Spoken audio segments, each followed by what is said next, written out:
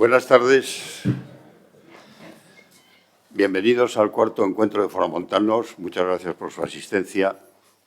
Y antes de dar la palabra a la vicerrectora de la Universidad Internacional Menéndez Pelayo, quiero hacer un recuerdo y hacer un reconocimiento y agradecimiento al rector Carlos Andradas, que hoy no puede acompañarnos, pero que siempre ha comprendido muy bien el proyecto de foramontanos, lo ha apoyado, y de hecho este es el cuarto encuentro que celebramos en esta maravillosa sede para nosotros de los encuentros, un lugar incomparable y bellísimo.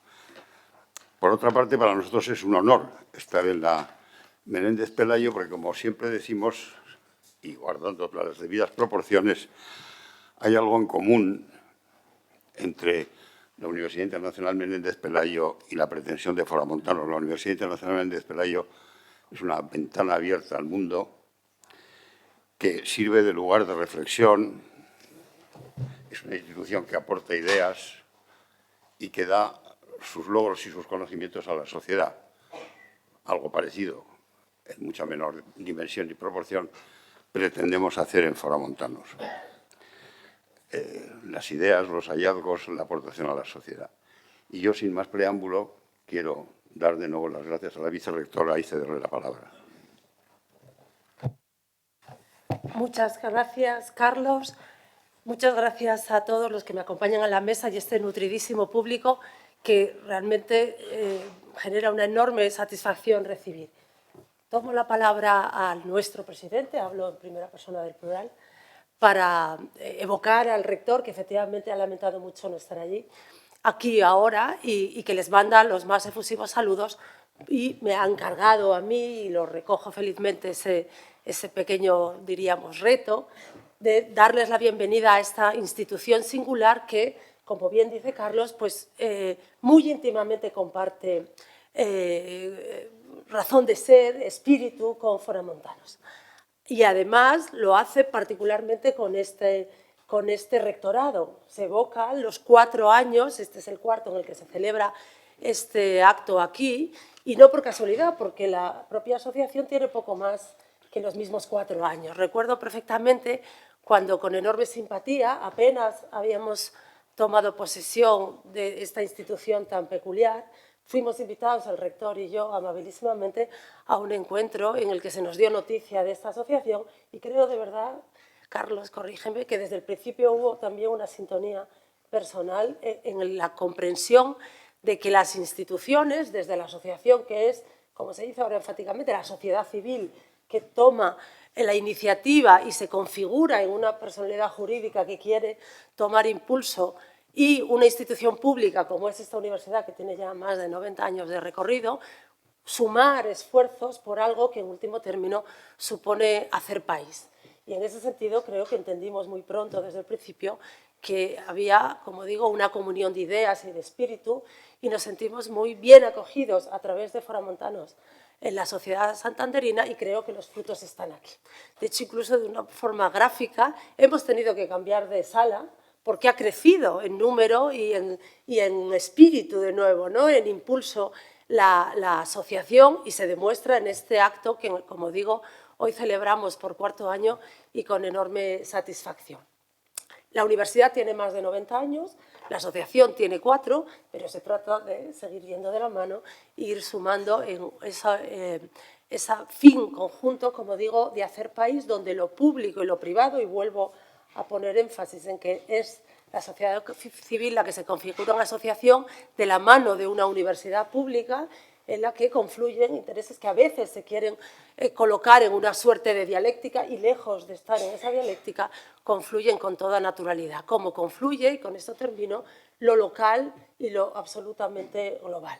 Parece que reclamar lo propio, radicarse en el terruño, es algo que estrecha las miras. No, solo desde lo local, bien entendido, se puede tomar impulso para abrir las ventanas al mundo y ese sentido, de nuevo, es algo que compartimos entre foramontanos y la UIM. De manera que que sean muchos años más, estamos en un cuarto, hacemos ahí, no voy a hacer un chiste matemático, para eso está el rector que hoy no está, pero bueno, seguiremos sumando 5, 6 y sucesivamente y nos multiplicaremos porque no se trata de dividirnos, sino bien al contrario de sumar y de multiplicar. Muchas gracias por darnos una oportunidad más de acoger este encuentro feliz y ya toma la palabra los que felizmente me sucederán en ella. Carlos, cuando quieras. Muchas gracias, vicerrectora. Le trasladas de nuevo nuestro recuerdo al rector y, desde luego, tomamos la palabra y esperamos que el quinto, sexto, séptimo encuentro de foramontanos sean en este lugar tan privilegiado como la sede de la Universidad Internacional Menéndez Pelayo. Como todos ustedes saben, celebramos el cuarto encuentro de foramontanos y yo simplemente lo que quiero es recordar por qué surgió Foramontanos. Algunos de los aquí presentes están entre los fundadores de la asociación y había dos conceptos muy sencillos que nos motivaron a crear Foramontanos. Por una parte, la comprobación del declive continuado de Cantabria, de su pujanza económica, de su dinamismo social, y por otra parte, la atonía de la sociedad civil. Comprobábamos que los ciudadanos parecían estar distantes de las realidades que les conciernen, de los problemas que les afectan y de la búsqueda de las soluciones, y que habían hecho quizás una dejación de funciones por una cesión quizás excesiva en los políticos de la resolución de los problemas que les afectan. Y ante esas dos constataciones surgió Foramontanos. ¿Qué es lo que pretende Foramontanos? Una cosa muy sencilla: identificar los problemas, lo hemos repetido miles de veces, reflexionar sobre ellos, debatirlos públicamente, proponer soluciones, cooperar con otras asociaciones, instituciones privadas o públicas y activar sobre todo a los ciudadanos para que esa pujanza ciudadana, esa pujanza cívica se traslade a los políticos. El profesor Lamo de Espinosa, que el año pasado nos daba una conferencia, nos decía cómo la sociedad civil debe tener esa función un poco de mediación entre los ciudadanos y la política. Por lo tanto, Foramontanos es simplemente una asociación privada de ciudadanos privados cuya función es actuar en favor de los ciudadanos y con los ciudadanos. Esto es simple y llanamente el proyecto que pretendemos.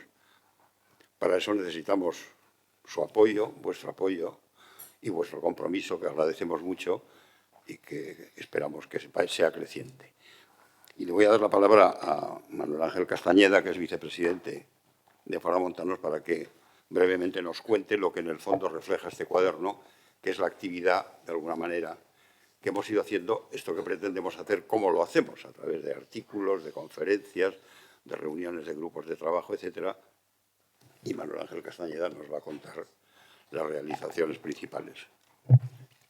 Muchas gracias, presidente. Buenas tardes a todos ustedes. Quiero saludar de manera especial al rector y la vicerrectora de la Universidad Europea del Atlántico, también a los diputados y senadores, tanto regionales como nacionales, que están esta tarde aquí con nosotros, y a ustedes, que son lo importante, como ha dicho ahora mismo Carlos Fernández Lerga, la sociedad civil. Foramontanos Siglo XXI puede presentar este año, aquí y ahora, una buena hoja de desempeño. Sin caer en la hipérbole ni en la autocomplacencia, podemos decir que hace 5 años José García Morales concibió una idea que era crear una asociación que estudie en Madrid sus propuestas y reivindicaciones sobre Cantabria. La iniciativa caló de inmediato en un grupo de personas aquí presentes que desean que nuestra región mejore la calidad de vida de quienes la habitan. Ahora, en este cuarto encuentro en la sede de la Universidad Internacional Menéndez Pelayo y en este espectacular escenario del Palacio de la Magdalena, se rinden cuentas y se proyecta el futuro. En estos últimos 12 meses se ha publicado más de un centenar de artículos, principalmente en el diario Montañés, tanto firmados por foramontanos como a título personal por miembros de esta asociación. Podemos afirmar que más del 50% del total de los análisis y opiniones y reflexiones sobre la región han sido escritos y difundidos por foramontanos. La creación de la página web ha sido otro paso importante para que nuestras propuestas lleguen a todos los que estén interesados. En el capítulo de conferencias y otras actividades, el resumen, de manera sucinta, se expone en ese cuaderno que tienen ustedes y que creo que es el mejor resumen de lo que hemos hecho en estos últimos 12 meses. Las conferencias de Manuel García Castellón, aquí presente, de Josu de Miguel, de Juan María Anín, de Francisco Vázquez y de Rafael Puyol, también aquí presente, han obtenido un amplio eco en los medios de comunicación y han marcado los planteamientos de Foramontanos siglo XXI. La presentación de los planes de desarrollo del puerto de Santander a cargo de su presidente César Díaz se llevó a cabo en Madrid, dentro de la Casa de Cantabria, en la capital de España, y que ha servido para que se conozcan los avances del puerto, que no deja de ser la empresa más importante de nuestra región. El número de socios en Foramontanos ha crecido, y ello a pesar de que el número de asociados no sea una de las prioridades de Foramontanos siglo XXI. El reconocimiento de la sociedad ya, por suerte, es un hecho. El Parlamento Regional, algunos de sus componentes nos acompañan aquí esta tarde, ha convocado a foramontanos a participar en la elaboración del proyecto de ley de simplificación administrativa.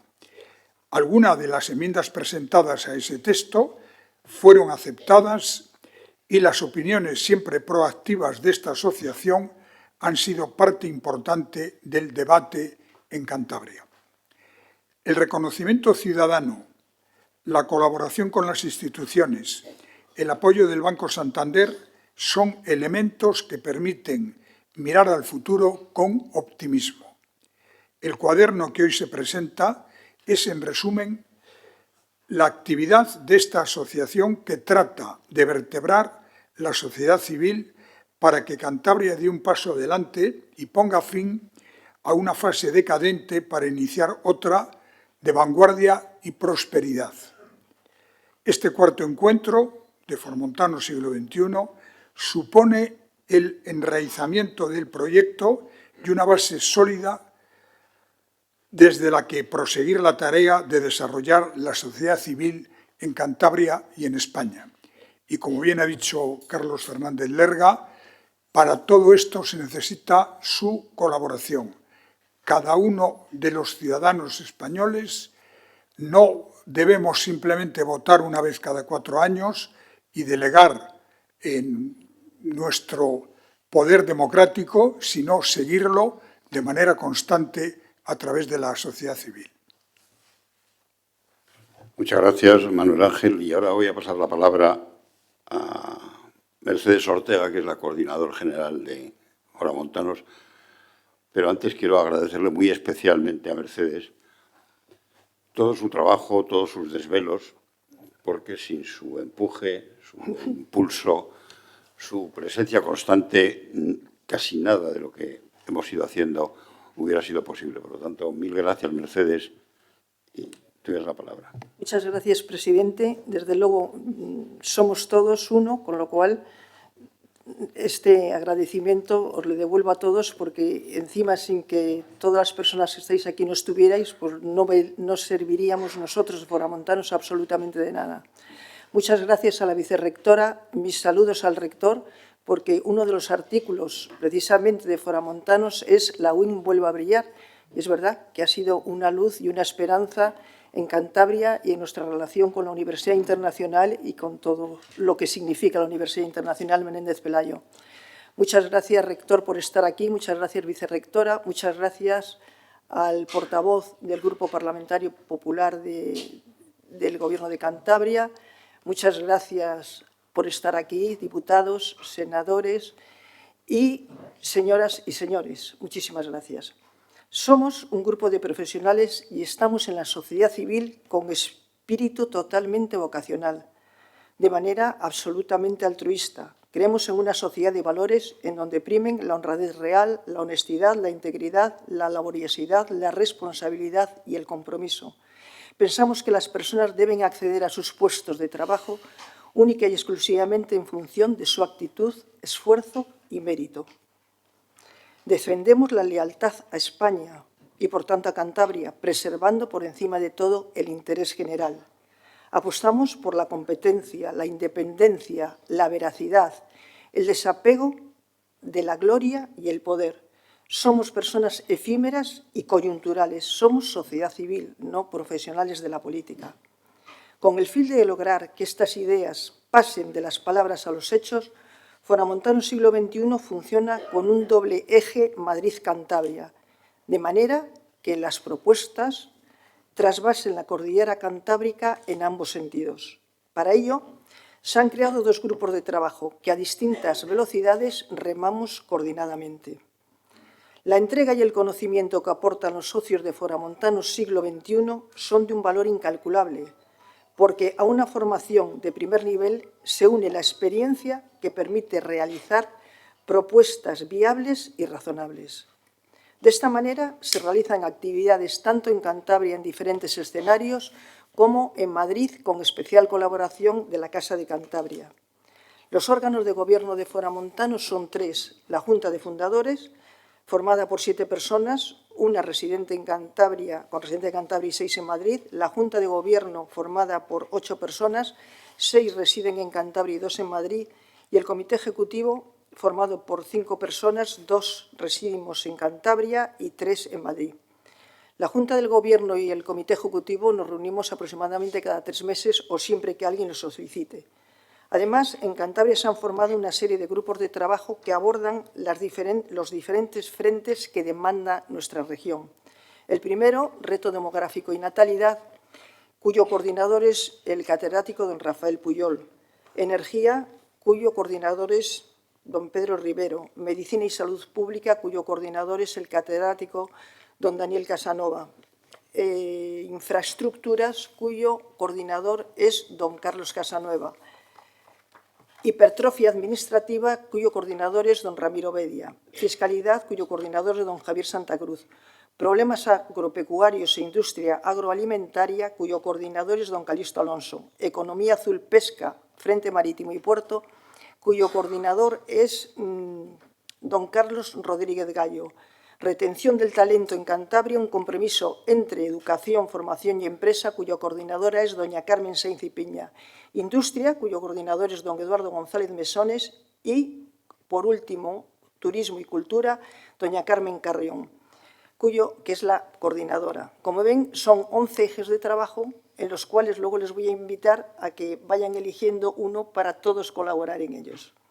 En Santander nos reunimos, les estoy dando el programa para que se vayan apuntando, En Santander nos reunimos cada 45 días, siempre en conexión con los miembros de Madrid para planear nuevas actividades. Estas actividades, para que se vayan haciendo la idea, son análisis, informes, estudios, proyectos, conferencias, mesas redondas, presentaciones de libros, artículos, entrevistas, alegaciones, homenajes, colaboraciones, invitaciones, participaciones en comisiones, un largo etcétera, y todo lo que ustedes propongan, con el fin de fijar ideas y avanzar. De estas reuniones salen subgrupos de trabajo, es decir, que lo de los 45 días al final se queda muy poco, porque salen subgrupos de trabajo que se reúnen periódicamente con el objetivo de perfeccionar y planificar la tarea asumida en la reunión general. Es decir, que damos cuentas, siempre estamos dando cuentas. La generación de artículos para ser publicados en prensa se ha afinado bastante, de manera que con las ideas de los integrantes de Foramontanos Siglo XXI se entrega a uno de los socios la redacción final. Ahí abusamos mucho de Manuel Ángel Castañeda, pero bueno, cada vez intentamos repartir más las funciones, que a su vez se somete a la lectura de todos hasta llegar a un texto que contemple las diferentes opciones para pasar a las firmas. Bueno, no, hay muchos, hay muchos escribientes, aparte de Manuel Ángel Castañeda, les estaba mirando, Fernando García, muchos, Daniel, todos. O sea, es verdad que todo el mundo colaboramos de forma altruista y, sobre todo, creyendo total y absolutamente en el proyecto. Profesamos el método científico por encima de ideologías y servidumbres. Somos propositivos porque es importante no caer en la crítica destructiva. Defendemos la Constitución, la igualdad entre los españoles y creemos en la independencia de los poderes legislativo, ejecutivo y judicial. Con estas ideas, los socios de Foramontanos Siglo XXI trabajamos para generar opiniones que muevan avances para Cantabria y para España, siempre desde el rigor científico y la aplicación del sentido común. Y les solicitamos de todo corazón su participación en Foramontanos para alcanzar una sociedad civil robusta e independiente que se anteponga a las necesidades de los ciudadanos y de las empresas. Muchas gracias y, por favor, luego, pues apúntense.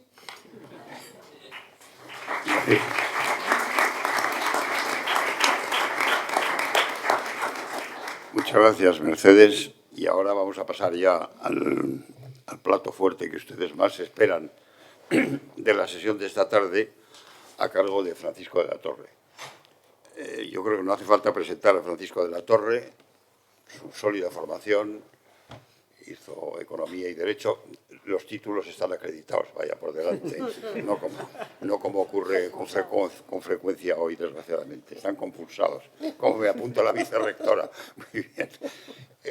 Derecho y Economía, es inspector de Hacienda con el número 1 de su promoción, fue el secretario de la Asociación de Inspectores de Hacienda, ha sido diputado y presidente de la Comisión de Presupuestos del Congreso de los Diputados, es un autor brillante, yo diría que prolífico, en prensa publica con muchísima frecuencia y últimamente ha publicado, en colaboración con Jesús Fernández Villaverde, un libro extraordinario de una acuciante actualidad que se llama, como todos ustedes saben, La factura del cupo catalán. Yo creo que todos ustedes están, como todos nosotros, extremadamente inquietos por este problema, por las consecuencias que tiene para el conjunto de los ciudadanos y para el conjunto de España, por la eventual irreversibilidad de decisiones que se adopten en este momento. Y sobre todo ello nos va a hablar Francisco de la Torre, que, como verán ustedes, no solo tiene una sólida formación, sino que, como tiene una cabeza muy bien articulada, lo explica muy bien y lo hace perfectamente accesible. Por lo tanto, yo me callo para que sea Francisco de la Torre el que nos explique todas las gravísimas implicaciones que tiene este problema del cupo catalán. Francisco, si quieres hablar desde ahí. Muchas gracias.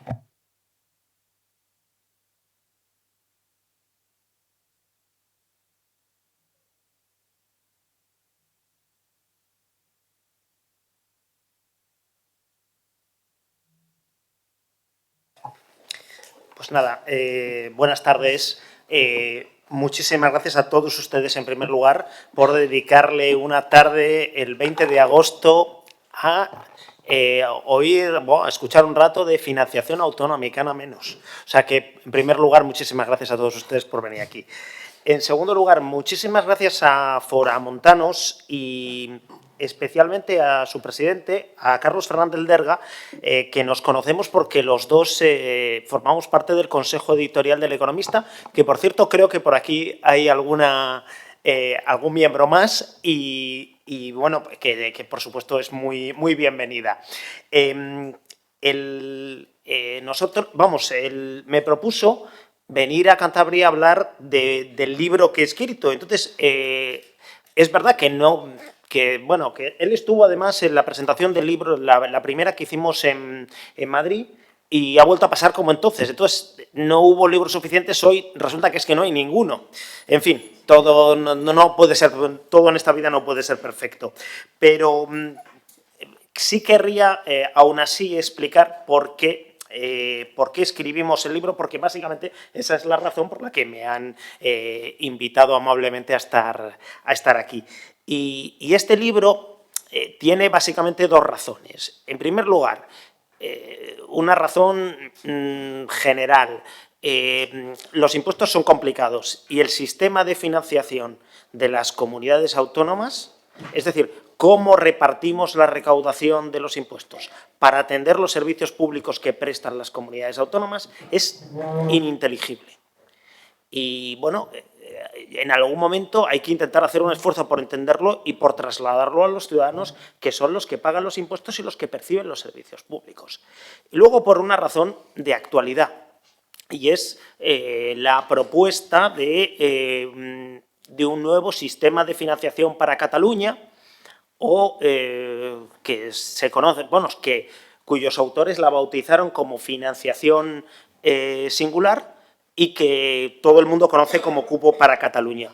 Y a nosotros, bueno, a mí en un primer momento me pareció grave y preocupante. Entonces, bueno, como me dedico a escribir artículos, escribí algunas cosas. Y a mí me parecía entonces que esto era la segunda parte del desafío más importante que ha tenido la Constitución de 1978 después del golpe de Estado del 23F, que fue el procés per la independencia de Cataluña. Y me parecía que esto volvía a ser lo mismo. Entonces, intenté, una de las cosas que me pareció entonces es que una de las cosas que había fallado en la respuesta del Estado y de la ciudadanía había sido que, increíblemente, se estaba vendiendo, especialmente en el exterior, pero también dentro de España, académicamente, como que la idea de la independencia de Cataluña era una gran idea. Y estaba plagado de economistas académicos de primer nivel que decían que esto estaba muy bien. Y entonces, bueno, al final uno no conoce tantos economistas de primer nivel, pero yo he tenido la suerte de que Jesús Fernández Villaverde es un fuera de serie, es profesor de la universidad, es catedrático de la Universidad de Pensilvania y, bueno, en fin, este año, por ejemplo, estuvo en el galardón de los Nobel y lo cita, y está entre los 5 economistas españoles más citados, y decidió echarme una mano con la promoción de todo esto. Y después de eso, pues, como los artículos que publicamos en El Confidencial tuvieron mucho éxito, pues nos propusieron hacer un libro. Y bueno, dijimos que sí. Y yo no tenía muchas ganas, porque ya es el tercer libro que publicaba en 4 años. Bueno, reedité un libro de impuestos que se llama Hacienda Somos Todos, luego hice otro que se llama ¿Y esto quién lo paga? En 2023, y no tenía muchas ganas. Pero al final pensé que merecía la pena. ¿Y por qué merecía la pena? Porque igual que el procés fue un desafío abierto, esto también creo que no es solamente un problema económico de que nos vaya a ir peor, es que se está cambiando por detrás la forma de Estado para ir a una confederación asimétrica. Poco a poco, pero uno de los grandes problemas, y por lo que me estuvo comentando Carlos, por lo que intento hablar de todo esto, es porque en España, desde 1978, es relativamente fácil centrifugar cosas, es relativamente fácil traspasar cosas a las comunidades autónomas. Y algunas cosas son positivas, pero otras no.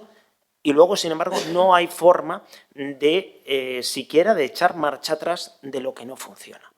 Entonces nos parecía que, bueno, que esto había que explicarlo porque nos va a afectar a todos. Vivamos en Cantabria, en Madrid, en Cataluña, etc. Y bueno, en concreto, entrando ya un poquito en materia, cuando te hablan de esto de la financiación singular, ¿de qué estamos hablando? Bueno, en realidad estamos hablando de extender los privilegios financieros y fiscales que tienen el País Vasco y Navarra, que en parte se derivan de la disposición adicional primera de la Constitución y sobre todo de la increíblemente expansiva lectura que se ha dado a todo esto, y extenderlos a Cataluña. ¿Y por qué? Porque en lugar de tener un sistema en el cual los principales impuestos los decide y los gestiona el Estado, lo cual ocurre en todos los principales países del mundo, con una excepción que es Alemania. Alemania es el único país donde los principales, el único país avanzado, vamos, donde los principales impuestos los generan, vamos, los gestionan los Länder, las haciendas de los estados federados. Y esto es un sistema que, para empezar, tiene una diferencia fundamental con lo que ahora se pretende, aunque, y bueno, por ese tipo de razones es por las que merece la pena explicar un libro. Y de hecho, el segundo apéndice del libro, lo último que escribimos, es la comparación con el sistema alemán. Y el sistema alemán, como todos los sistemas de financiación o como casi todo lo que hablamos cuando hablamos de impuestos o de economía, tiene muchísimo que ver con la historia. Y la historia de Alemania pues es una historia interesante y eso quiere decir desgraciada. En Alemania sí que tenían un sistema de algo parecido a una hacienda confederal, que es la idea de los cupos, es decir, yo me gestiono mis propios, esto estoy hablando del siglo XIX, yo me gestiono mis propios impuestos y luego hago una aportación a la hacienda central. Y bueno, una de las razones y esto porque es por el proceso de unificación de Alemania, que es que al final como quedó que no tenían una hacienda central. Una de las razones por las que Alemania se lanza a la Primera Guerra Mundial es precisamente porque la élite alemana considera que ellos quieren tener más territorios como Alsacia y Lorena o como Prusia, donde el Estado central recauda directamente los impuestos, y no sitios como Baviera, que tienen una especie de cupo. Bueno, por cierto, este tema como anécdota, este tema, por ejemplo, de que Alsacia y Lorena, que son territorios de habla alemana, siempre han querido estar en Francia, se debe básicamente a una razón fiscal, a que les cobraban demasiados impuestos. Y bueno, estos impuestos luego se gastaban en el ejército.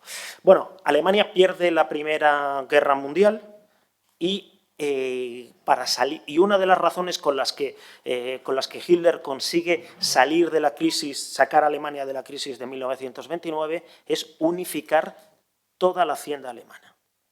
Es el primero que lo consigue, de momento el único. El partido nazi tenía un control absoluto. ¿Cuál es el problema?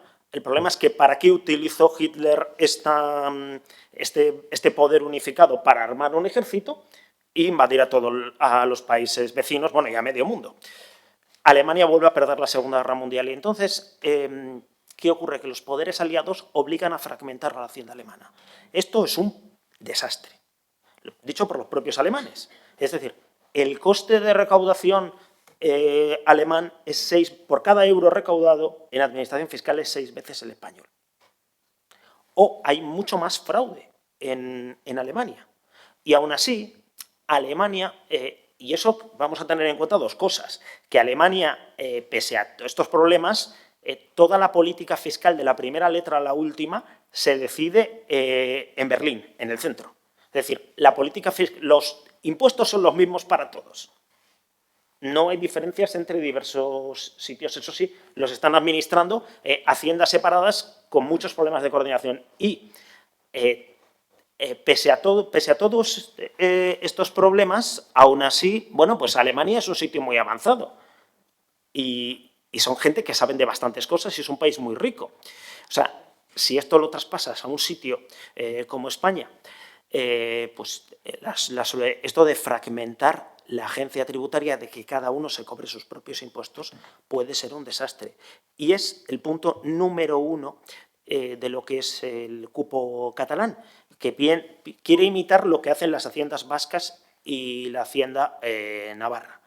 Y esto ya de por sí es un problema grave. La segunda cuestión, ¿esto para qué se quiere? Bueno, pues esto se quiere, dicho por lo del cupo catalán, dicho por ellos mismos, está en su acuerdo, es que ellos quieren aumentar la financiación de la Generalitat de Cataluña a corto plazo. Bueno, en un sistema de reparto, si un señor decide que se queda más trozo de la tarta, el resto toca menos. Eso es así. Es decir, por eso estas ideas de, hombre, es que esto se puede generalizar. Hombre, en fin, nos quedamos sin Estado. a unos no les interesa y a otros, como se apunten, es decir, traduciendo, si Madrid se apuntase a este sistema de cupos, no tenemos país. Dicho así de claro. Y evidentemente, el que en un determinado... y ahora mismo, y uno se pregunta, ¿y por qué esto no ha pasado con el País Vasco y Navarra y sus privilegios fiscales y financieros? Pues la respuesta es que sí ha pasado. El tema es que, como es pequeño, es asumible. Y porque además todo está metido dentro de unos niveles de opacidad y de oscuridad absolutos. En fin, yo cuando era diputado, a mí me dijeron hace unos años que el secreto mejor guardado de la democracia era el cálculo del cupo. Y es bastante correcto, porque evidentemente nadie es capaz de explicar de dónde salen los números. Pero esos números están pésimamente calculados y hacen imposible su extensión. Y bueno, es verdad que cuando puedes debatir con alguien que sabe de estos temas de financiación, si está defendiendo este tipo de posturas en Cataluña, ellos te dicen, hombre, pero es que no será... nosotros no aspiramos a tener lo del País Vasco. De hecho, como decía, por ejemplo, Andreu Mas-Colell, que fue conseller de Economía y de la Generalitat, y que además bueno, pues es catedrático de Economía, decía que ellos aspiraban a tener la misma financiación per cápita, curiosamente, que Cantabria. Lo digo porque estoy aquí y decir, hombre, no, es que lo del País Vasco es exagerado. Pero el problema es que están pidiendo, en el cupo catalán se piden dos cosas. Se pide el objetivo número 1 de tener más pasta, perdón el lenguaje, pero para que nos entendamos todos. Y el segundo elemento es, oiga, es que además yo lo que quiero son las llaves de la caja, les claus de la caixa, o les claus de la Plaza Letamendi. La Plaza Letamendi, donde está la sede central de la agencia tributaria en Cataluña, donde he tenido el gusto de trabajar, lo que quieren es el control de los principales impuestos. Y bueno, yo me pregunto, yo creo que esto se haya pactado es un auténtico disparate, porque, vamos a ver, en 2017 en Cataluña se dio un golpe a la democracia persiguiendo la independencia, pasando de todos los procedimientos y de la democracia, y si esto se frenó, se debió, entre otras razones, a que no tenían las llaves de la caja. Y claro, darle a estos señores, a esta gente, las llaves de la caja es un disparate. Perdonen que sea así de claro, pero...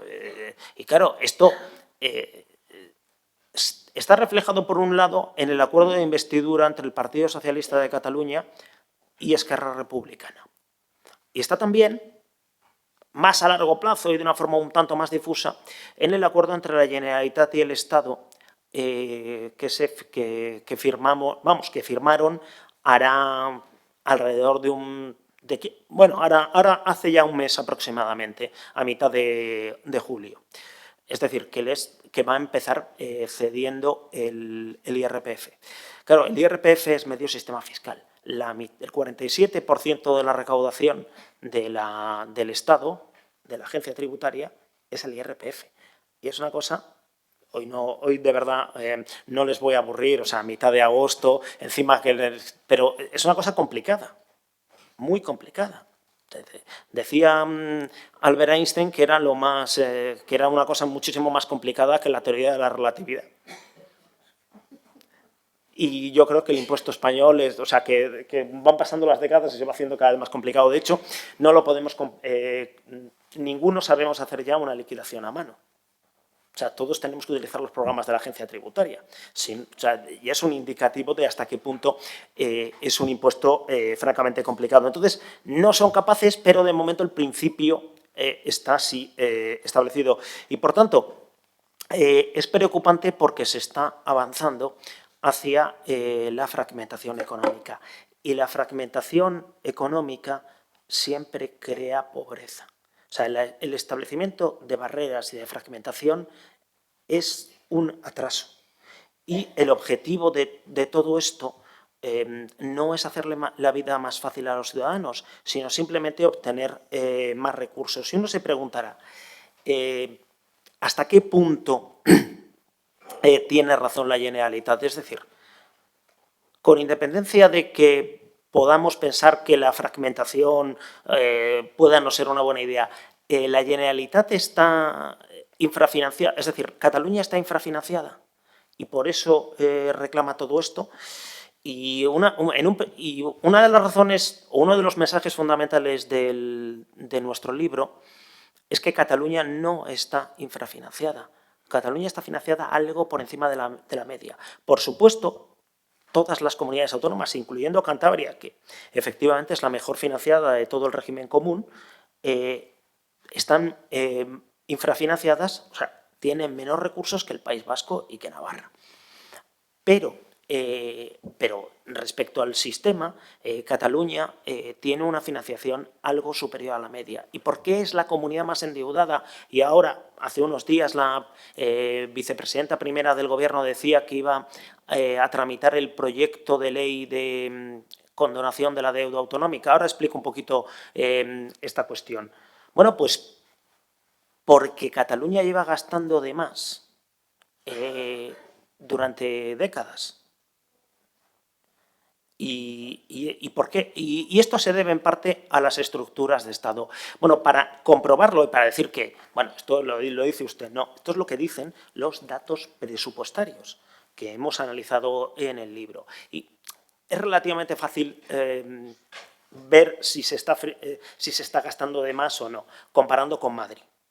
Uno coge Madrid, lo multiplica por 1,15, porque la población de Madrid es algo inferior a la de Cataluña, y compara los datos, o compara los datos de gasto por población. Y resulta que en todas las partidas Cataluña gasta más, pero en algunos casos es simplemente de delirio. Es decir, Cataluña gasta en alta dirección 5 veces lo que la Comunidad de Madrid. O sea, esto es pura y simplemente, esto es lo que se llaman estructuras de Estado y no son baratas. Hace unos días, y esto fue exagerado en la época del Procés y demás, el gasto excesivo y la creación de cosas, pero es que no ha parado. El otro día, desde China, el presidente de la Generalitat abrió la 31ª embajada o delegación de la Generalitat en Pekín. De verdad, o sea, quiero decir que si Cataluña tiene más financiación, ¿esto va a suponer mejores servicios públicos o en lugar de 31 embajadas va a tener 93 embajadas? Y claro, cuando gastas sistemáticamente más de lo que ingresas, al final te endeudas. Y Cataluña ahora mismo es la comunidad más endeudada. Entonces, a cambio del apoyo político, se pretende condonar el 20% de la deuda. Eso sí, condonar más a unas comunidades que a otras. Esto es una pésima idea. Con todo, España, esto es para hablarlo otro día, y hay personas aquí que seguramente pueden hablar de este tema mucho mejor que yo. España tiene un problema de deuda, pero, o sea, tenemos más deuda de la que deberíamos tener, pero es cierto que casi toda la deuda está concentrada en el Estado. Las comunidades autónomas tienen poca y los ayuntamientos no tienen prácticamente nada. Entonces, realmente, todo esto tiene mucho más de tormenta en un vaso de agua que otra cosa. Pero bueno, y además, esto le puede aliviar un poco al consejero de Hacienda a la hora de hacer las cuentas, esto de tener menos deuda porque pagas menos intereses. Pero teóricamente ha dicho la Autoridad Independiente de Responsabilidad Fiscal que si quieres cumplir la regla de gasto, si tú quieres cumplir las reglas fiscales, no te puedes gastar ese dinero. ¿Qué pasa? Que evidentemente se lo van a gastar. Si se gastasen los intereses que dejan de pagar, pues Cataluña se podría ahorrar unos 280, 300 o 300 millones de euros, la quinta parte de los intereses que paga. Es decir, que podría destinarlos a otra cosa. Eso en un presupuesto en el 23, que fueron 45.000 millones de euros, que no se nota absolutamente nada. ¿Cuál es el problema? Que en vista de que no tengo que devolver la deuda al Estado, y un inciso, esto de que el Estado haya comprado la deuda autonómica fue una medida de emergencia que se ha ido consolidando porque son incapaces de financiarse los mercados. Si este sistema sirviese para que las comunidades se financiasen en los mercados, pues hombre, estaría bien, porque siempre imponen una serie de una disciplina. Pero no va a ser posible. ¿Por qué? Porque ellos pretenden con ese dinero coger y gastárselo. Y entonces seguirán teniendo problemas de exceso de deuda y entonces nadie en los mercados está dispuesto va a estar dispuesto a financiarlo. Es decir, se está comprando tiempo político con una medida que lo único que hace es agravar los problemas, para variar. Y bueno, esta es una derivada menor de lo que es el cupo catalán. Porque claro, el cupo catalán, es decir, el fragmentar la agencia tributaria para que ellos tengan las llaves de la caja y que se queden sistemáticamente más parte del dinero que se recauda, eso sí que rompe el sistema. Y romper un sistema de financiación, aparte de unas consecuencias económicas muy importantes, es también romper un Estado, porque al final el Estado en lo que se gasta el dinero es en sanidad, educación, pensiones, etc. Y esto, por supuesto, significará que habrá territorios donde se puedan gastar más dinero en sanidad y educación, que están transferidas a las comunidades autónomas, y territorios donde se puedan gastar menos. Es decir, que habrá españoles de primera, de segunda o incluso al final hasta de tercera. Pero incluso otro factor que es relevante es que esto acaba afectando a la financiación de las pensiones y este es un tema particularmente relevante. España tiene un problema presupuestario tremendo con las pensiones porque no las podemos pagar con las cotizaciones y esto va a más. Y a medida que la población envejece, este problema se va agravando. Y ahora mismo, alrededor de aproximadamente en el último año unos 40.000 millones de euros se pagan desde los presupuestos del Estado a la Seguridad Social para poder pagar pensiones. Aproximadamente, por hacernos una idea, aproximadamente el 20% de las pensiones se pagan con impuestos. ¿Y estos impuestos de dónde provienen? Provienen exclusivamente de los contribuyentes de territorio común, porque el País Vasco y Navarra no contribuyen en nada. Sin embargo, los pensionistas vascos y navarros cobran lo mismo en función de lo cotizado. Les estamos pagando las cotizaciones los demás. Les estamos pagando una parte de las pensiones, no me he expresado bien, los demás. Si esto se extiende a Cataluña, directamente no podemos pagar estas pensiones. Es tan simple como eso. Y esto está ocurriendo ya en el País Vasco, evidentemente, y en Navarra. Pero el caso, además del País Vasco, es bastante curioso porque genera un problema grave de anomalía y de asimetría democrática.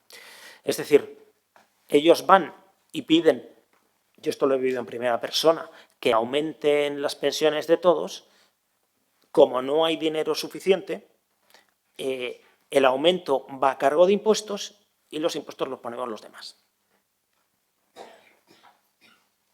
Y bueno, en fin, esto es probablemente el tema más grave por el cual el País Vasco y Navarra tienen un privilegio enorme, creciente, y que si se apunta más gente al mismo, pues el sistema resulta insostenible.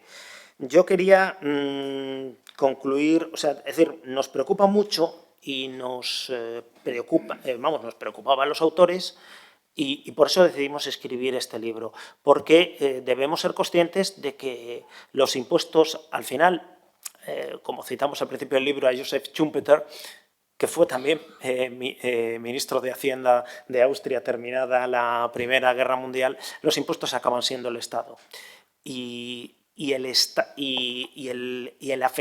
cambiar de forma sustancial la estructura fiscal territorial es cambiar el Estado e irse hacia y fragmentarlo. Evidentemente, hay más amenazas desde el punto de vista del separatismo, sí, también afectan, por ejemplo, al Poder Judicial, pero bueno, de lo que sabíamos y lo que nos parecía más urgente era hablar de impuestos. Yo, en esta cuestión, el último tema que me gustaría tratar para cerrar esto, aunque estoy encantado de responder a las preguntas que me puedan hacer sobre este tema o sobre cualquier otro del cual sepa algo, es la cuestión de hasta qué punto nos estamos creyendo en España un sistema federal o si estamos yendo exactamente, estamos forzando muchas veces las costuras. Y me refiero a lo siguiente. Hay, por una parte, una enorme polémica sobre acusar a los vecinos e intentar que paguen los platos rotos de la gestión propia. Esto, por ejemplo, está ocurriendo recientemente en Cataluña, donde dice que la culpa de los problemas es el dumping fiscal de Madrid. Y lo oyes también incluso de presidentes de otras comunidades autónomas. Y bueno, la pregunta aquí es si nos creemos que las cesiones de impuestos que hemos hecho puede haber competencia fiscal. Y es verdad que en algunos casos puede ser excesiva, pero lo que hay que hacer en ese caso es tocar la regulación de ese impuesto, por ejemplo, en patrimonio o en sucesiones. Pero la realidad es que efectivamente, por ejemplo, Madrid ha bajado impuestos, mientras que Cataluña los ha subido, pero Madrid tiene menos presupuesto. Cada euro que ha rebajado Madrid, por ejemplo, del IRPF, ha supuesto un euro menos de presupuesto. Y cada euro que ha subido Cataluña, que tiene el IRPF más elevado de España, ha supuesto dinero para Cataluña. Bueno, aquí no hay trampa ni cartón, uno elige. Y lo que no puede hacer es quejarse de que los demás tengan competencia. Y luego, me parece también bastante curioso cómo toda esta mirada es bastante tuerta. Es decir, el dumping fiscal es intentar atraer actividad económica hacia un determinado territorio bajando impuestos. Entonces, en la Unión Europea tenemos un ejemplo brutal, paradigmático de lo que es el dumping fiscal, que es Irlanda. Irlanda tiene un 12,5% de impuesto de sociedades. En España, que estamos más o menos en la media, tenemos un 25%. Y los irlandeses, además, tenían acuerdos con las grandes empresas que pagaban poco. Pero vamos, poco. Apple ha tenido que pagar la inmensa cifra de 12.500 millones de euros porque sobre 100.000 millones de euros de beneficios no había tributado prácticamente nada. Y estamos hablando de la empresa que gana más dinero del mundo. Y por buena parte de su beneficio mundial. Claro, cuando uno ve que cuando uno ve, por ejemplo, la concentración de muy grandes empresas norteamericanas y de sus beneficios mundiales en Irlanda, se da cuenta de que ahí eso sí es jugar con dumping fiscal. Y, por cierto, tiene esto muy poco que ver con que esto de bajar impuestos aumente la recaudación. Sí, claro, si tú te coges la recaudación a nivel mundial de todos y la concentras allí porque allí no pagas y luego eso sí lo traspasas a sitios tan fiscalmente responsables y recomendables como Antillas o Caimán, pues claro, evidentemente el sistema, eso sí, a ellos les funciona porque concentras actividad económica de forma brutal. ¿Esto se puede hacer en España? Pues hombre, prácticamente no. Aunque se puede hacer un poquito. Y aquí se ha sufrido mucho en Cantabria. Por ejemplo, en el País Vasco sí, y Navarra sí tienen competencia en el impuesto de sociedades, claro, y han aprobado vacaciones fiscales. Es decir, si usted traslada su empresa al País Vasco, no se preocupe usted que en 5 años no paga impuestos. Esto, en fin, acabó declarándose ilegal, que por cierto, después de la condena del Tribunal de Justicia, el que tuvo que devolver el dinero era precisamente el Estado. Ironías de la vida. Bueno, pero en el sistema común las demás comunidades no lo pueden hacer. Entonces, pero es curioso porque de eso no protesta nadie. Incluso a día de hoy, el impuesto de sociedades para las sociedades en el País Vasco es del 24%, en el resto de España es del 25%. Bueno, esto es una ventaja que sin embargo no protesta nadie. Y sin embargo, todas las protestas van a Madrid. Y no digo que Madrid siempre juegue limpio y siempre lo haga maravillosamente, que tampoco es verdad.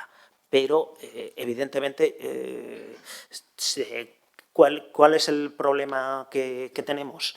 Pues que en todos estos temas, al final, se está intentando desviar la atención, pero el País Vasco, pero la extensión, y lo repito ya, es la última vez, la extensión de los privilegios financieros y también de soberanía fiscal que en la práctica tiene el País Vasco y Navarra a Cataluña, acaba fragmentando completamente la hacienda pública.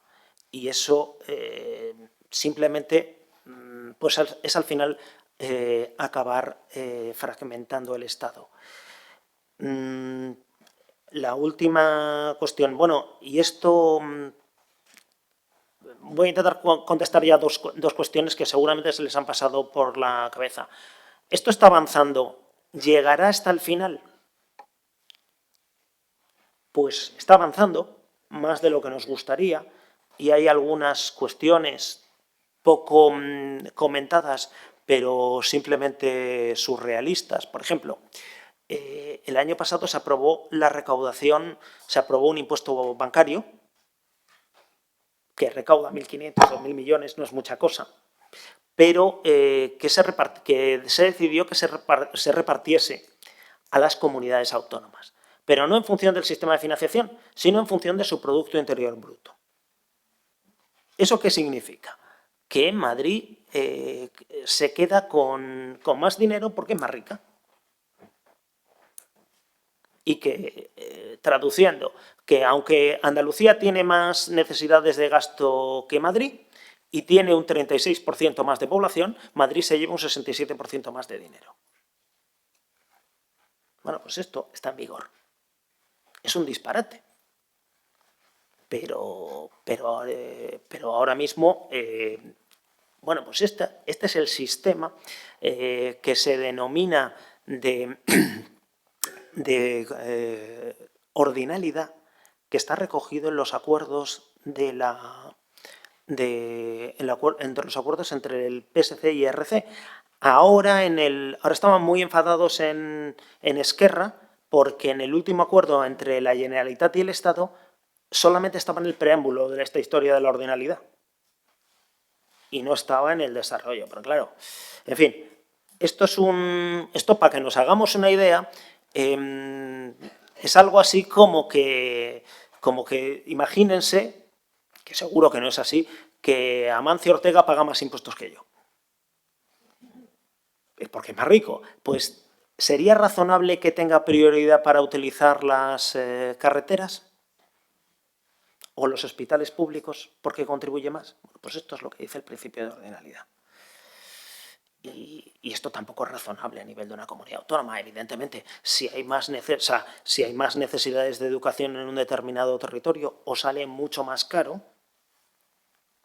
o hay más necesidad o tiene más población envejecida, debemos seguir financiando la sanidad en ese territorio, aunque contribuyan menos, porque es que si no vamos a un desastre. Por eso Cantabria saldría particularmente perjudicada, o mejor dicho, los ciudadanos y contribuyentes cántabros saldrían más perjudicados que otros, porque los territorios no pagan impuestos, por mucho que se empeñen en decirlo los defensores de este tipo de cuestiones. Bueno, pues aquí concluyo esta breve exposición, porque además me estoy yendo. Carlos tampoco me dio más tiempo y hace bien, y espero que les interesen todas estas cuestiones. El libro se puede, ya que aquí no se puede comprar en Amazon o están en muchas librerías, y espero que les resulte de interés y quedo a su disposición para cualquier cuestión que les parezca sobre estos temas de financiación autonómica y de impuestos en general, y espero no haberles aburrido mucho.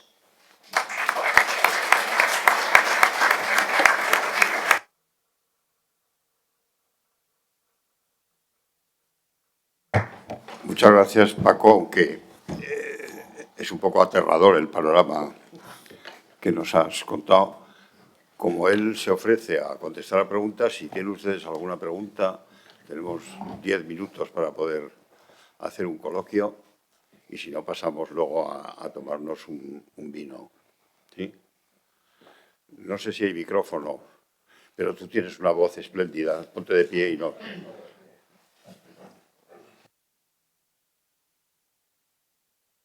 Perdón, se ruega que las preguntas sean preguntas, no pequeñas conferencias.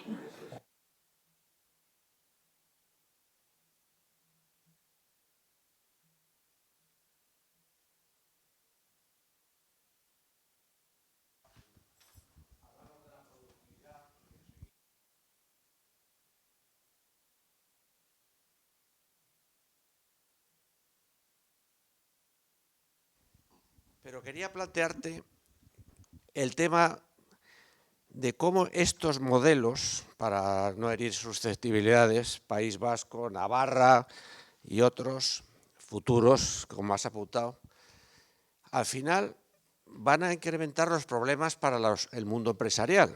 Y me explico. Uno de los problemas que nos enfrentamos en estos momentos es, como bien conoces, que la gente no va a trabajar, por hablar claro. La gente se busca una serie de circunstancias para no cumplir con su obligación, que es ir a trabajar. Es decir, que eso, si somos 17 millones de personas que tenemos empleo en estos momentos, pues probablemente donde más se produce este fenómeno es precisamente en aquellos modelos que gozan de una serie de privilegios. Es decir, la media del País Vasco, por ejemplo, es sustancialmente superior a la media de la no presencia en el trabajo, por no emplear palabras técnicas, ¿no? Es decir, que al final, empresarialmente, todo esto es un coste añadido a las empresas. Es decir, yo tengo una situación maravillosa de que se supone que voy a tener, pero al final yo no sé qué va a pasar con la empresa catalana, porque si eso se lleva a efecto, eso va a tener una repercusión muy negativa para la empresa catalana. Y ahí la dejo la pregunta. Muchas gracias. Pues mira, muchas gracias por la pregunta. Cataluña... a Cataluña desde 2017 le ha ido muy mal. Le ha ido peor que a ninguna otra comunidad autónoma. Esto no lo digo yo, lo dice el Instituto Nacional de Estadística. ¿Por qué? Porque el PIB per cápita que menos ha subido en toda España, que menos ha incrementado, ha sido el catalán. Entre 2017 y 2023, la comunidad número 17 en crecimiento ha sido Cataluña.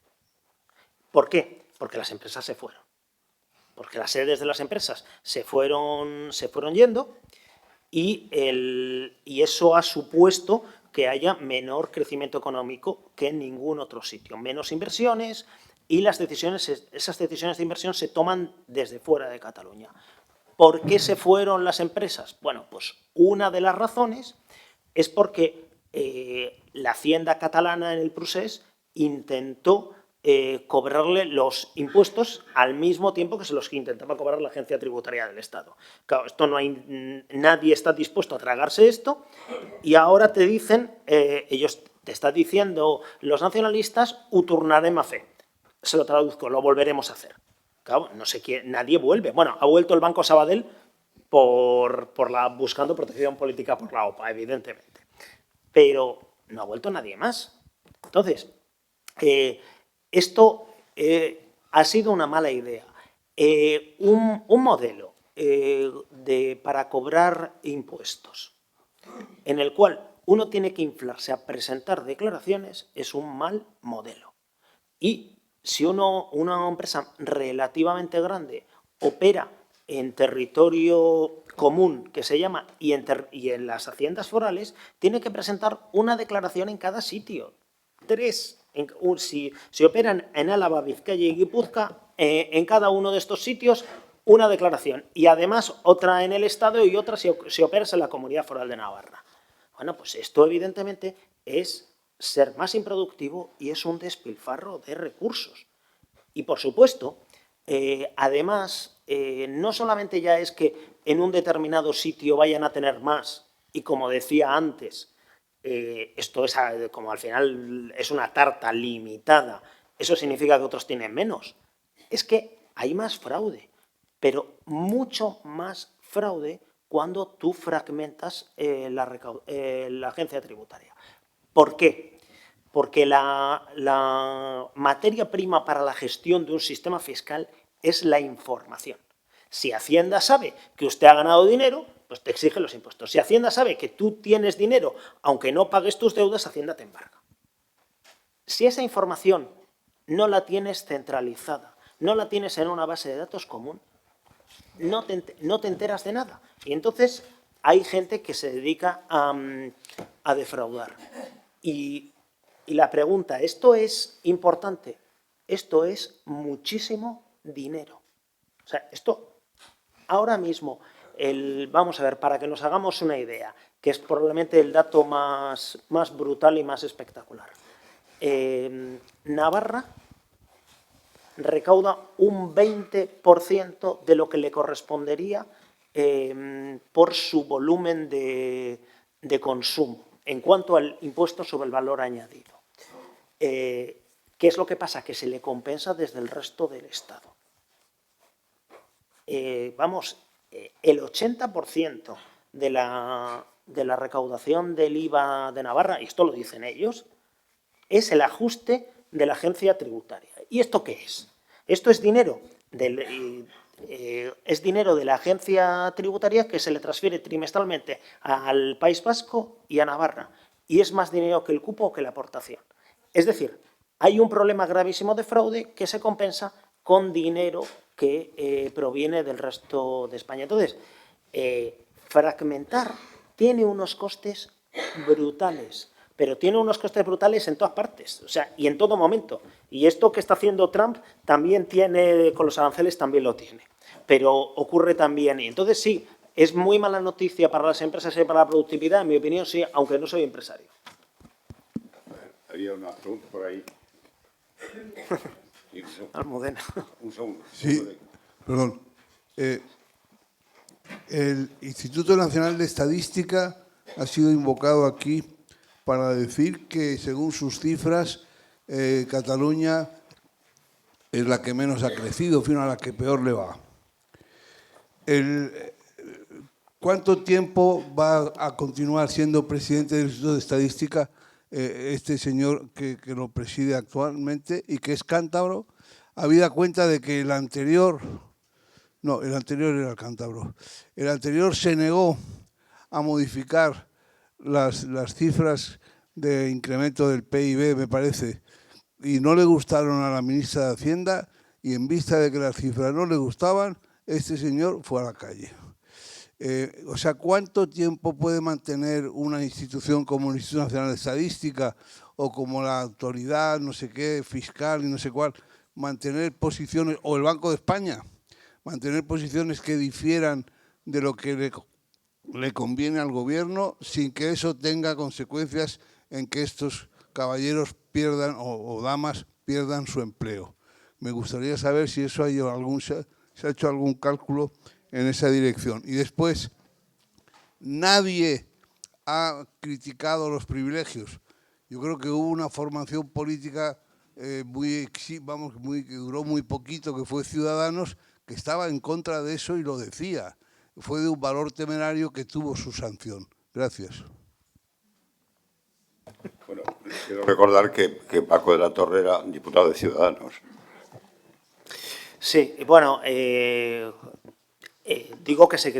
digo nadie y ahora mismo, en honor a la verdad, Vox también dice que está frontalmente en contra de todo esto. Sí, en Ciudadanos, comenzando por la segunda, Miguel Ángel, en Ciudadanos presentamos la redacté yo, la primera enmienda a la totalidad a la ley del concierto y a la ley del cupo vasco.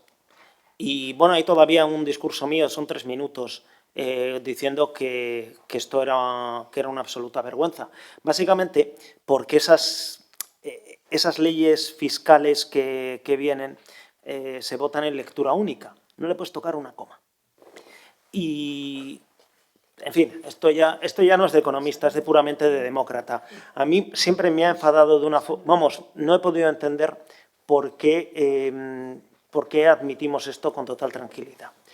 Me refiero, los 350 diputados del Congreso no pueden, o en su día cuando yo lo era, no podíamos tocarle una coma a leyes fiscales que afectan de forma sustancial a los españoles. Pero luego te puedes encontrar, a todos, pero luego te encuentras con que el voto decisivo de un señor del País Vasco o Navarra determina si un impuesto se le aplica o no a los demás. Y hay casos, bueno, en fin, por poner un caso muy obvio, el impuesto bancario salió gracias al voto de Bildu y PNV. Y luego, sin embargo, en las juntas, en Vizcaya y en Guipúzcoa han decidido que este primer año no lo aplican y después le van a aplicar una serie de exenciones que son una serie de bonificaciones que favorecen a un solo contribuyente, que es que es la única caja que opera allí, vamos, bueno, antigua caja, que no tienen los demás.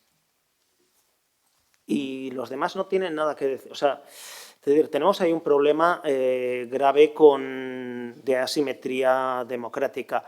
Y sí, a ver, a mí, a título personal, me dijeron entonces algunos diputados de las fuerzas políticas, cuando defendimos esto, que mi carrera política se iba a terminar. Y efectivamente acertaron. Bueno, aún así, sigo pensando que lo volvería a hacer. De hecho, por eso he escrito el libro, entre otras razones. O sea, si se dura mucho o poco tiempo defendiendo determinadas cosas o haciéndolo bien, pues no lo sé. ¿Qué puedo decir? Que no solamente ocurre aquí. El otro día salieron mal los datos del paro en Estados Unidos y Trump cesó a la directora del BEA, del Bureau of Economic Statistics. Pero además lo dijo abiertamente que la cesaba porque los datos eran muy malos, que seguro que cuando todo el mundo en América sabía que los datos de empleo eran buenos, entonces puso a esa señora en la calle. ¿Esto contribuye a la credibilidad y a la democracia? Pues yo creo que no, pero bueno,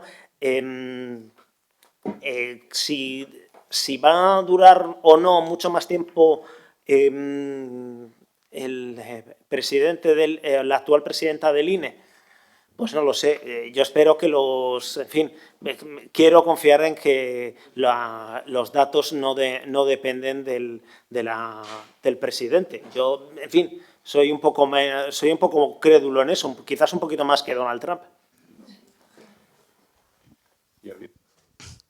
Felicidades, Paco, por la conferencia y por tu libro.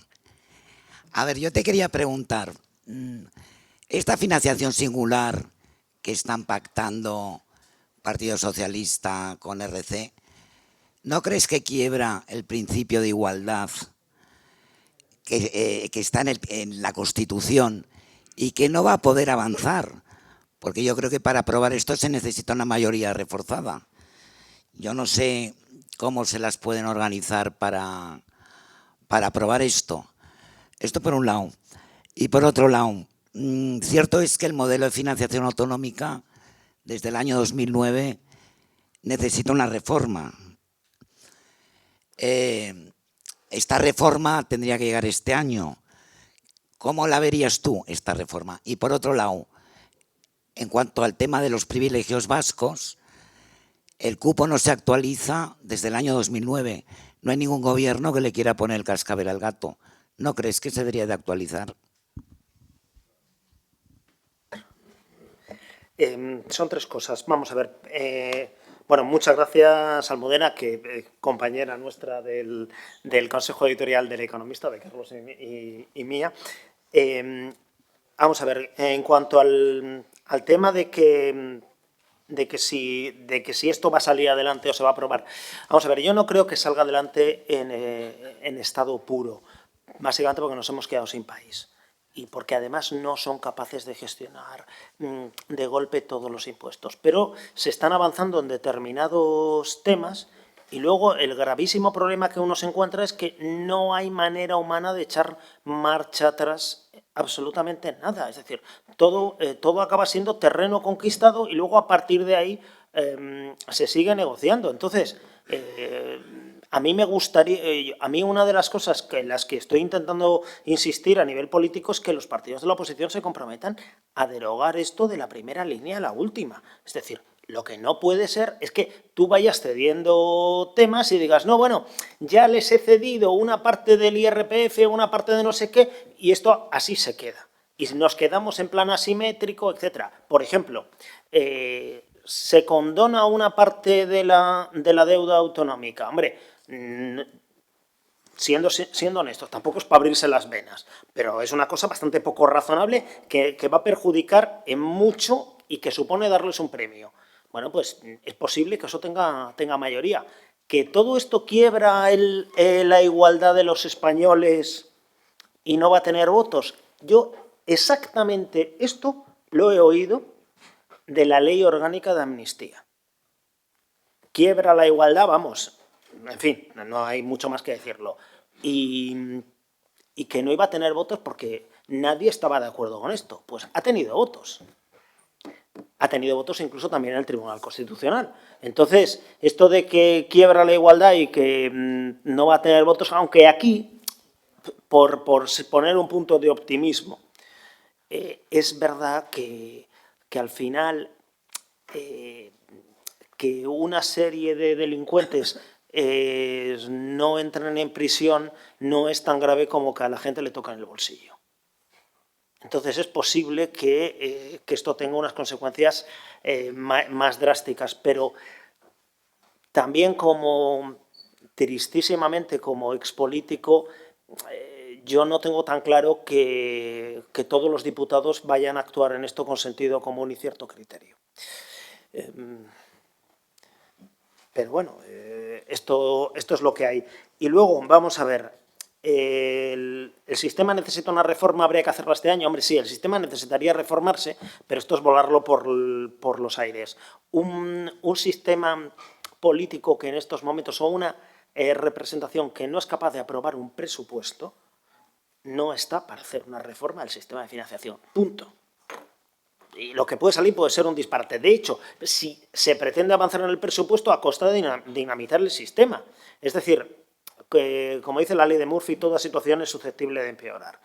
Y el cupo, vamos a ver, el cupo sí ha tenido una serie de actualizaciones quinquenales. Lo único que pasa es que al final lo que ocurre con esto es que no se toman los números mínimamente en condiciones. Es decir, el cupo es más o menos parecido al que había en 2017, el que se aprobó en el 22, hasta el 27. Y Entre tanto, un gasto brutal de la Administración del Estado que no tenía antes es que el Estado transfiere dinero a la seguridad social de los impuestos, porque con las cotizaciones no llegaba a pagar las pensiones. Y el cupo sigue igual. ¿Cuál es el resultado de toda esta historia? Que en un esfuerzo de 40.000 o 45.000 millones de euros para poder pagar pensiones de todos los pensionistas españoles, solamente contribuyen los contribuyentes de territorio común, porque el cupo no lo modificas. Claro, o cambiamos las reglas de juego, o esto simplemente el privilegio va a ser cada vez mayor. Entre otros temas, porque también otra desgracia del sistema de la tramitación del cupo, aparte de que te viene en lectura única, es que solamente te viene un cupo, o sea, te viene una ley de cupo, cuando está pactada entre el Gobierno del Estado y el Gobierno de la Comunidad Autónoma Vasca. Entonces, cuando no hay mayoría absoluta, el Gobierno vasco no propone una ley de cupo. Cuando hay un Gobierno que no tiene mayoría absoluta, entonces, a cambio de su apoyo parlamentario, viene una ley de cupo reduciendo el cupo. En fin, también no es una opinión, esto es una constatación de hechos. Entonces, creo que ahí tenemos un problema. Y tenemos además un problema porque efectivamente lo que hay es una disposición adicional primera de la Constitución que reconoce los derechos históricos.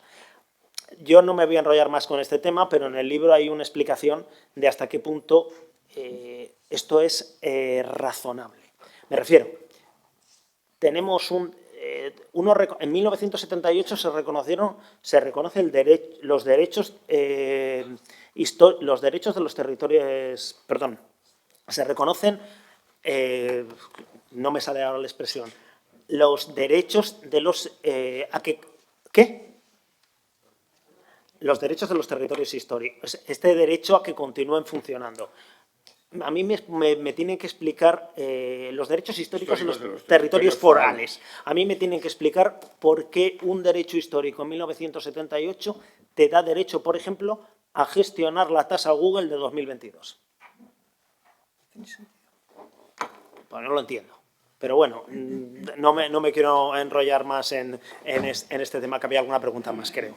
Perdón, yo creo que, dado lo avanzado de la hora, Sí, y que tenemos que terminar, dos anuncios. Uno, ahora les van a dar una tarjetita donde tienen en ese código QR el cuaderno de la información de Foramontanos, y ahora pasamos a tomar en el Hall Real, nos tomamos un vino y pueden ustedes hablar con el ponente sobre todos estos temas. Muchas gracias por su asistencia. Gracias.